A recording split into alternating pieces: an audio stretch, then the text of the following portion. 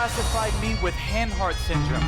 Are you ready to challenge the impossible? His name is Nick Santonastasso. Nick Santonastasso. Welcome back to Max Out with Ed Milet. This man to my left, I think, is one of the most inspiring people on planet Earth today. Welcome to Beijing. At the time of my birth, I was the 12th baby in medical history that they've ever seen this happen to. And out of the 12, 8 of them have passed away due to undeveloped organs. Like any other 12-year-old, Nick Santonastasso enjoys football, skateboarding, and playing video games. And while these may sound like simple everyday activities, for Nick, they are anything but. He is one boy who defies the odds. It's not about how many times we fall down. It's about how many times we get up and keep moving forward. And an unbelievable public speaker, for the record, that you're going to hear about in a minute. But this is Nick Santonastasso. Have you ever felt like you were invisible? Give it up for Nick Santonastasso! Have you ever felt like you weren't good enough? Raise your hand if at least one time in your life you said, why me? Look around the room. It's everyone. We all get a taste of that victim mentality, but why me? Why do I have to be born like this? Why do I have to be born with no legs and one arm? Why do the kids have to make fun of me? Why do I have to go through these challenges? What I've realized over the 23 years of my life, it's not the physical body that holds us back, but it's the mindset. The biggest disability you can have is a bad mindset.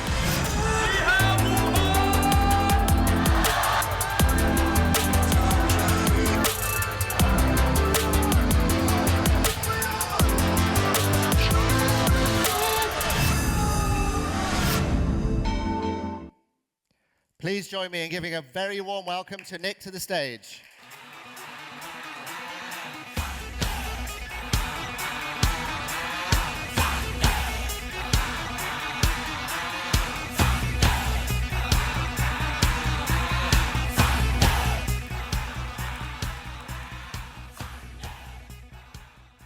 All right. With a show of hands, I'm just curious, how many of you have ever seen me before? How many of you have never seen me before? Guess what? I've never seen you either. First time for everything. Now, it's early in the morning. I'm in the first session, but I have to push you with my non-existent leg. Is that okay? Yes or yes? Yes or yes?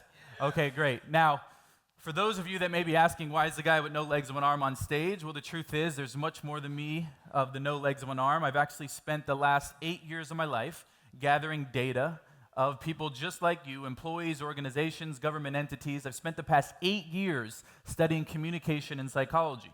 And over the next 30 minutes, I'm going to share with you some of the greatest insights with human behavior within your organizations that I think could change the quality of your life, but also change your people's life as well. Now, there's a few things that I want to note before we get started. The first thing is, we've understood when we study the brain that all learning is state-based. Now, what does that mean? Well, the emotional state that you're in when you learn is a big dictator whether you retain the information or not. Now, when you study neuroscience and you look at the data, when you physically sit there and don't write any notes, you retain about 0 to 10% of the information. But studies show that if you use that hand your creator gave you, you can retain about 40 to 50% of the information that we're going to teach. So if you write some things down, if something makes sense, I'm going to make sense. So if something makes sense, you write it down if it's good. But studies show that you can retain about 80 to 90% of the information that we're going to teach if you keep your body in a learning state. A learning what? State. Yeah, it's very good. A learning state. There you go. And what I mean by that is I'm going to tell you to wave at me. I'm going to tell you to say some things, maybe smack your neighbor around, whatever it may be. That's not to be motivational and rah-rah. That's so while we're learning the information, it's impactful. But also what I've realized is all of you are leaders in one way or another. You lead people, you lead organizations, and the truth is that if you take this information as if you're learning it and you're going to go teach your people, that will allow you to retain it on a whole deeper level. The truth is you can only take your people as deep as you're willing to go. You can only heal yourself as much as you can only heal your people as much as you're willing to heal yourself. And so as leaders, we have to lead from the front, and you're in this room, and you're stuck with me for the next 28 minutes, so I'm going to push you. Does that make sense, yes or yes? Yes. Outstanding. Now, before I go into the life-changing information, if I don't tell you why I look like this, the whole time while I'm teaching life-changing information, your brain's going to go, what happened to him? Was it a shark? What happened? And so do I have your permission to let you know why I look like this and why I'm so passionate about the work and the things I'm going to teach you? Can I do that, yes or yes? I was going to do it anyway, all right? In 1996, my parents went in for a late ultrasound. They sat them down, they pulled the baby up on the screen, and suddenly everybody started to freak out. They were like, what's wrong? What's going on with my baby? The doctor said, we have some very bad news. From the looks of it, it doesn't look like your baby's limbs are being developed. The experts said this. They said, in specific, it looks like he's missing his legs, it looks like he's missing his arms, and his face is messed up. Zoom in on that. Did they lie about my face? I know, I get it. And in that moment, they classified me with what we call hand-heart syndrome. Hand-heart syndrome is a super rare genetic disorder that either leaves the babies with undeveloped limbs or undeveloped organs. At the time of my birth in 1996, I was the 12th baby in medical history that they've ever seen this happen to. And out of the 12, 8 of those babies passed away due to undeveloped organs. They looked at my parents and said, your baby boy has about a 30% chance to live. In that moment, my parents made a decision. Someone please say decision. You see, oftentimes we think changing our life or changing our organization is this big, drastic, overwhelming thing, when in reality, your life changes in a moment of decision. Your life changes when you decide to put down the vices. Your life changes when you decide to go to the gym. Your life changes when you decide to leave the toxic relationship that's no longer serving you. But oftentimes, it takes years or months or weeks to make one decision that can change your life. So what we've realized is that indecisiveness is poverty thinking. The leader who can execute, the leader who can stay decisive is always going to win. So in that moment, my parents made a decision. And the decision that my parents made was that they were going to focus on the 30% chance of me living versus the 70% chance of me dying. The reason being, what I focus on, I get more of. What I focus on expands. But most importantly, what I focus on, I feel. And what I feel is my life. Now let's break it down real quickly. If what I feel is my life, that would mean that the quality of my life and the quality of my organization comes down to the quality of the emotions they feel on a day-to-day basis. I'll prove it to you. With a show of hands, how many of you know people who have money who are still pissed off and angry? Okay, point to them. No, I'm just kidding. And then how many of you have ever traveled or seen someone who had less than you, but they were happier than you? You said, who's really rich? Show of hands. It's the person who's experiencing the emotions they want to feel on a day-to-day basis. So what we've realized, because over the past 8 years, I've trained over 1 million people live from stage, I've collected the data, and I'm going to give you the greatest insights. And what we've realized is that inside any organization, any government set, whatever it is, there are 3 focus patterns that mess most humans up. How many focus patterns? Quick. You got 3. So I'm going to take you through this. And what I've realized about the greatest communicators and the greatest leaders is they don't stand or sit up here and give people answers. The greatest leaders and the greatest communicators ask the right questions to lead their people to their own answers. You're not broken. I'm not here to fix you. I'm not here to tell you how to live life. I just want you to see where the brain goes. So we're going to throw in some music. I'm going to ask you questions, and let's just gauge where the room goes, shall we? Yes or yes? Great. Music on. The first focus pattern is this. The question is this. In my life, think about it, this is you personally, this is your life we're talking about. In my life, the majority of the times, do I tend to find myself focusing on the things that I have or the things that I don't have? Take a second. In my organization, with my body, finances, relationships. Now, of course, I focus on both, but maybe one pattern is more dominant than the other. In my life, the majority of the times, do I tend to focus on the things that I have or the things that I don't have? Now, I'm going to gauge the room here because the truth will set you free, and if you can really push here, maybe there's a breakthrough for you that you can bring to your family, your organization. Let's gauge the room here. How many of you, with a show of hands, would say, Nick, I try to focus on all the things that I do have in my life? Good. How many of you, if you're honest, would say, Nick, if I think about it, I tend to fall into the trap of focusing on all the things that I don't have in my life? Show of hands. Look around the room. Good. How many of you are like, Nick can't see me, so I'm not going to raise my hand regardless of what he says? I see you back there. I'm coming. Now take the man with no legs and an arm, for example. If the man with no legs of an arm didn't do the conscious work, he didn't do the internal work, and Nick woke up every single day and focused on all the things that he doesn't have, you tell me, is Nick's life good or bad? Quick. And because I feel bad, do I take good action or bad action in my organization? Good results, bad results. Good life, bad life. The cycle repeats. This is a pattern that we see inside organizations, and it can shift if we make them aware. Neuroscience shows that by the age of 35, you are 95% unconscious. Who, me? And that means only 5% of your brain is conscious trying to make a drastic change. That's why changing your life is so hard. That's why we need outside leaders to show us the things we can't see and the things we can't hear. Now let's shift to the second focus pattern. In my life, the majority of the times, do I tend to find myself focusing on the things that I can control or the things that I can't control? Take a second. Economy, politics, organization, family, traffic, Dubai traffic, in specific. Now let's gauge the room here. How many of you would be like, Nick, sometimes I slip and I'm all caught up in things that I really can't control and it takes away my energy? Show of hands. Fair enough. How many of you try to focus on the things that you can control? How many of you are like, Nick, I'm just lost in life? That's cool too, I get it. I'm figuring it out too. But the reason why this is so important is because as leaders, our job is to bring certainty into uncertain times. Our team looks at us for certainty, yes or yes? Can they feel if you're uncertain, yes or yes? They can feel it. And so there's, real quick, 3 things that I'll rapid fire through that if we focus on these things, it'll change the quality of our life and it'll change our organization. Because as leaders, we must control our controllables and surrender to the rest. It's one of the hardest things in the human experience is only focus on the things that we can control, and then we got to surrender to the rest.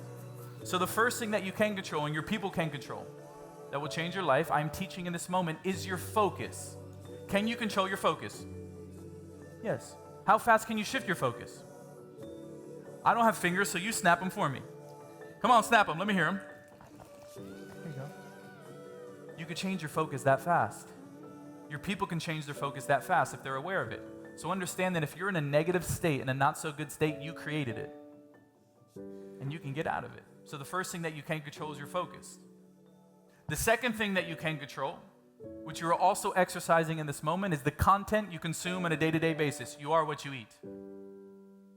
But oftentimes, the first thing that we do when we wake up is look at our phone, see negativity on social media, and then you bring it into the office. Thank you. You are what you consume. You are what you eat. You've got to be very conscious of that. And the third and final thing that you can control, which, by the way, you're all intelligent human beings. But what I've realized is most humans don't need to be taught. They need to be reminded. And so the third and final thing that you can control, which will change the quality of your life, is the people that you surround yourself with on a day-to-day basis. Now, we've all heard it before, but that's one of the biggest worthy opponents. And the reason why it's one of the hardest things is because sometimes it's your closest family and friends that don't understand the vision. You share a goal, you share a business idea, they don't understand why you're in a conference room here today. I totally get it. Your family and friends sometimes are the people that don't understand it the most, and you want them to understand it.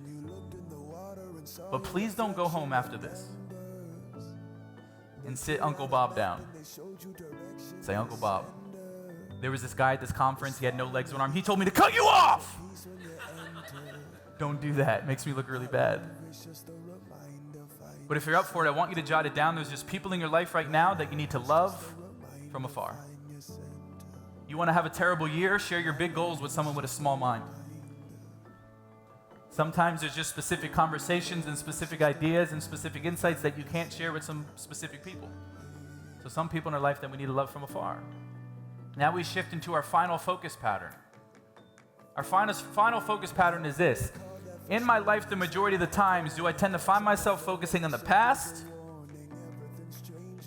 the present, or the future? Now, after over 600 stages, 1 million people live from stage, doesn't matter what your background is, what your beliefs are, what your occupation is, patterns are just patterns. We're a lot more similar than you think. So we'll gauge the room here and I'll show you where it's going to go. How many of you, with a show of hands, if you're honest, would be like, Nick, I tend to find myself going to the past a lot? Few of you. Good.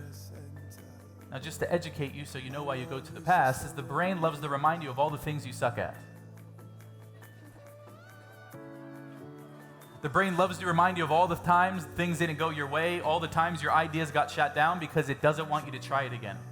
And what we've realized is that most humans take the television screen of the past, they copy and paste it on the future, and live the same life for 50, 60 years. How many of you, with a show of hands, would say, Nick, I try to focus on the present moment? That's hard. Now watch the room. Every room. How many of you, with a show of hands, spend the majority of your time focused on the future? Hands up high, look around the room. It's the majority of the room and the other people that are hiding. And the reason why you're always focused on the future is because you, my friend, are intelligent, you're an action taker, you're an achiever, you're always focused on the next deal, the next conference, the next vacation, whatever it may be, and I love that for you, but there's got to be a balance. And the reason why there's got to be a balance is because if your pattern is dominantly on the future, you're going to miss all the blessings that are right in front of you. How many of you in this moment have people, places, things, occupation that was once a wish, once a hope, and once a prayer, but you have it now? If you have that, give yourself a round of applause. Now look to the person next to you and tell them, don't miss it.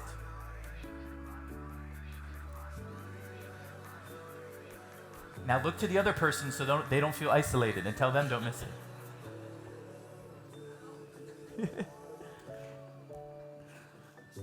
Don't miss it. The life that you once wished for, hoped for, prayed for, you're actually living in this moment. And if you can't be grateful for now, you won't be grateful for all the things that you're going to achieve. Does that make sense? Say yes? Outstanding. Now, within these three focus patterns, there are massive shifts that you can make and your organization can make. It's just a small shift. What we realize at the highest level is that getting to the next level in your life and in your organization isn't a massive jump. It's just a small accumulation of these 2mm shifts that make the difference. They add up, they add up, they add up. Now, moving into the next insight, what's pretty cool is I'm going on my second year here in Dubai. I moved from America, and I came to Dubai. But one of the reasons why I came to Dubai was before I moved here, I visited. I'm not that crazy. And I came here for 8 days. And on day 3, I was at the beach, and I needed to use the restroom. And so I went up to the restroom, and I noticed that there was 3 restrooms. There was a male restroom, there was a female restroom, and then there was a restroom labeled P-O-D. And I didn't know what that meant. And so I go to the worker, I'm like, sir, which bathroom do I use? What is this POD thing? And he's like, that bathroom's for you. And I'm like, do I have my own private bathroom? I was like, what does it mean? And he got down on my level, because I'm a shorty.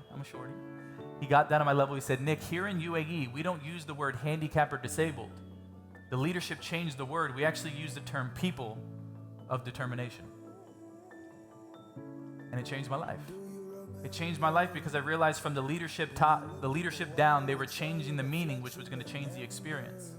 And that's when I fell in love with leadership. And I said, I will do anything in my power to make sure that Dubai is the most inclusive, accessible place in the world, but maybe other countries will start adopting that meaning. Because I've never seen anything like that living 28 years inside of America. But I was like, why is leadership so good? What's the insight? What's the psychology? What's the philosophy? And I realized there's this.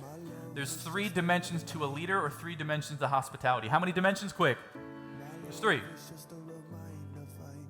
The first dimension of hospitality or a leader is it's all about me.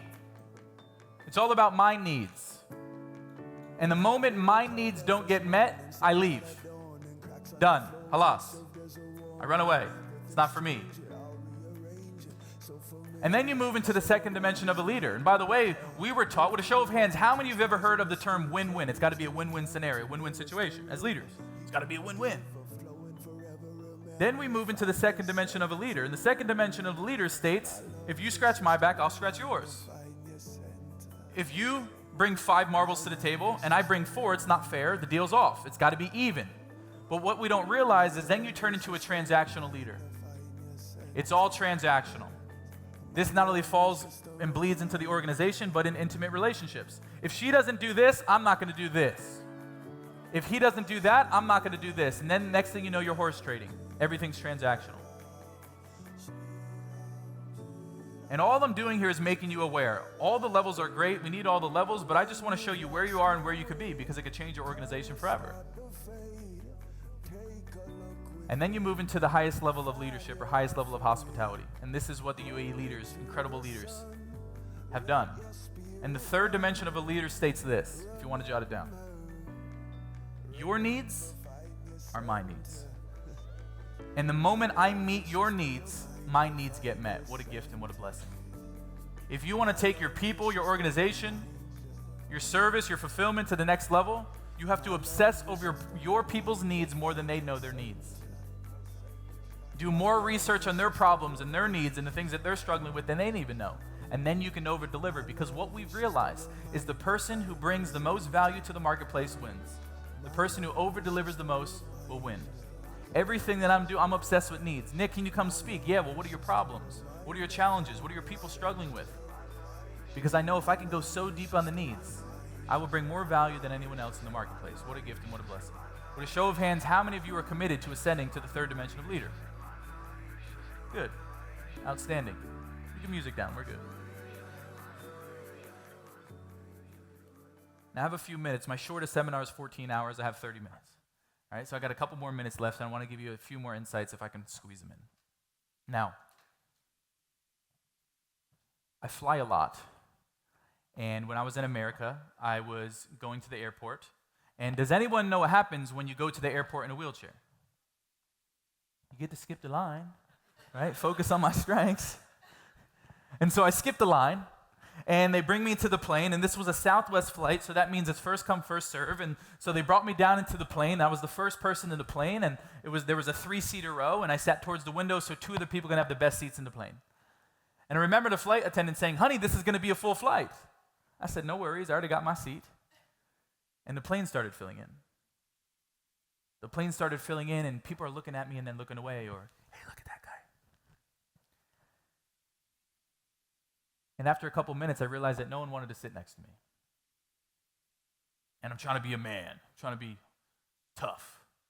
But I'm looking out the window and I'm getting a little emotional. I started to feel insecure, I started to feel inadequate, and I started to feel like I didn't fit in. And finally, 2 gentlemen had to sit down, and I'm looking out the window and I'm crying, and I said, "Nick, what would you tell the people you teach? Come on, you're the mindset guy. What's really interesting about the tools that I'm giving you is you only get to use them when things don't go your way." And so I said with my brain, I'm like, I need to find the meaning, I need to find the gift. And I asked my brain, I said, what's the gift and what's the meaning? How can I spin the situation? And my brain said this: Nick, you can cry all the way home. You can let this affect your day, your week, your month. Or Nick can celebrate the fact that he has the most legroom in this plane. Snap your fingers for me, I'll pretend. In the snap of a finger, it took a situation that was a loss and I turned into a what? Quick. A win. Check it out. By the meaning I attach to the experience. I want you to understand this. The meaning you attach to the experience becomes the experience. When you change the meaning, you change your life. When you change the story, you change your life. I'm 29 years old. For 19 years of my life, I thought having no legs and one arm was the most disgusting thing in the world. The worst thing that my Creator could give me. My primary question was, what's wrong with me? And then when I was 19, I asked myself, what was right? And my brain said this: Nick, if someone doesn't want to be intimate with you because you have no legs of an arm, if someone doesn't want to do business with you or be friends with you because you have no legs of an arm, then wait. Maybe this disability or this curse, whatever you call it, is actually your greatest gift. What if no legs of an arm was an authentic human filter, and it was immediately filtering out the type of women and men that you don't want in your life anyway? What a gift. What a blessing. So I want you to understand this. When you change the meaning, you change the experience. And when you change the story, you change your life. All the time as human beings, we're attaching meanings to things, the ups and downs, the disruption inside of the organization. But you got to be very conscious of the meaning that you're attaching to what's going around you. You're in control of that. Now, before I go, I have a few minutes, and I'm going to go a little bit nerdy. The last insight that I want to give you is a process that we call neuron mirroring. And what neuron mirroring states is that the brain doesn't know what's real and what's visualized. With a show of hands, how many of you agree that I can have you close your eyes, go to a moment where you felt really sad, and you'll feel it in the moment if you get into it? And then on the flip side, I can have you close your eyes, go to a really beautiful moment, and you can feel the emotion in the moment. Show of hands. So what I'd like to do, if you're open to it, is I'd like to leave you on a beautiful place, in a beautiful state. Maybe more joy, maybe more gratitude. Or maybe you close your eyes and you don't feel anything and you realize I need to feel more. But do I have your permission to end this off with a closed-eye process and make you feel all good before I go? Yes or yes? Great. All right, phones down. I know I'm pretty. Phones down, notebooks down. If you're vaping, vapes down. And all you're going to do is listen to my voice. Shake your body out, shake your body out.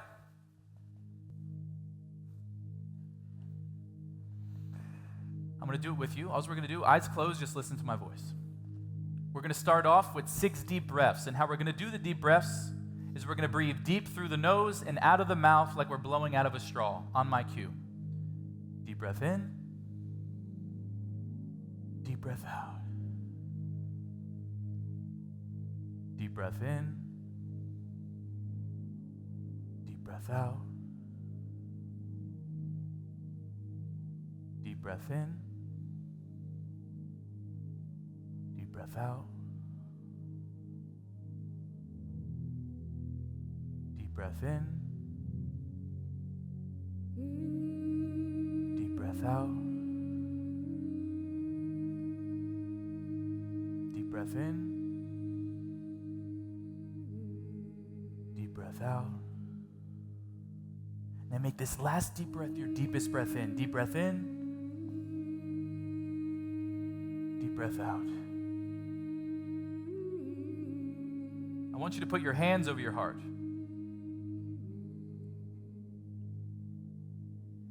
I want you to breathe deep into your heart.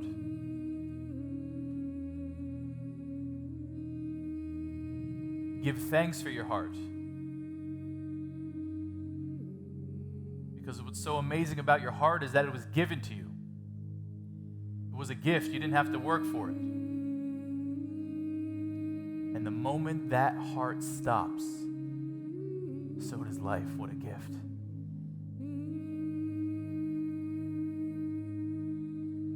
Maybe it's been a while. Give big thanks to your heart that keeps you alive. What a blessing.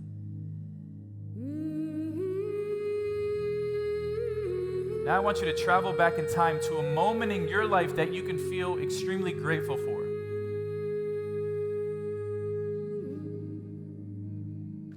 It could be a big moment,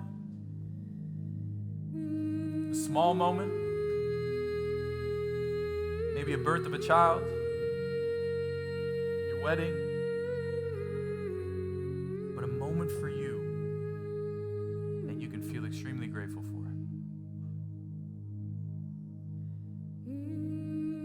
See what you saw. Hear what you heard. And feel what you felt. I'm feeling so grateful for that moment.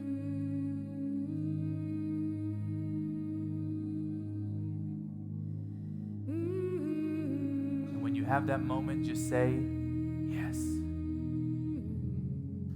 Good, you're doing great.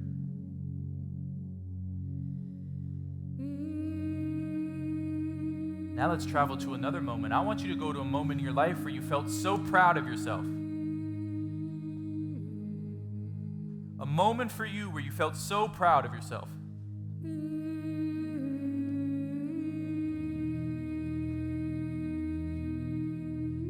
Feel it. This is your moment. Don't let it go.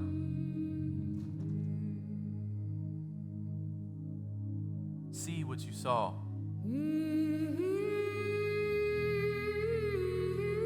Hear what you heard.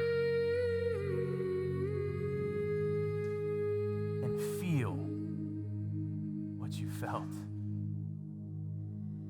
Feeling so proud of yourself. And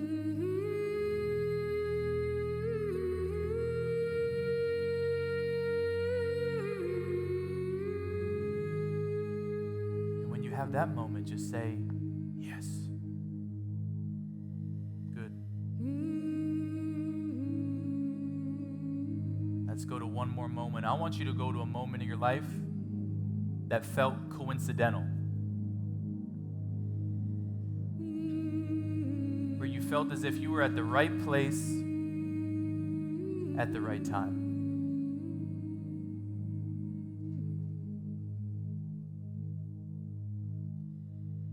Was it coincidental? Or were you guided?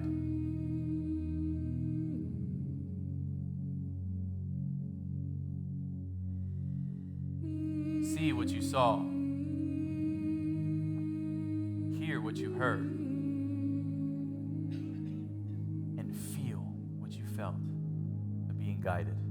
Right place, right time.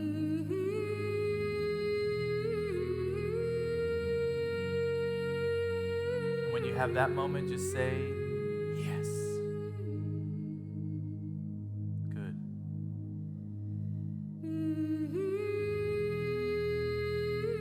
At your own time, at your own pace, come back to Baby Yoda. Music down.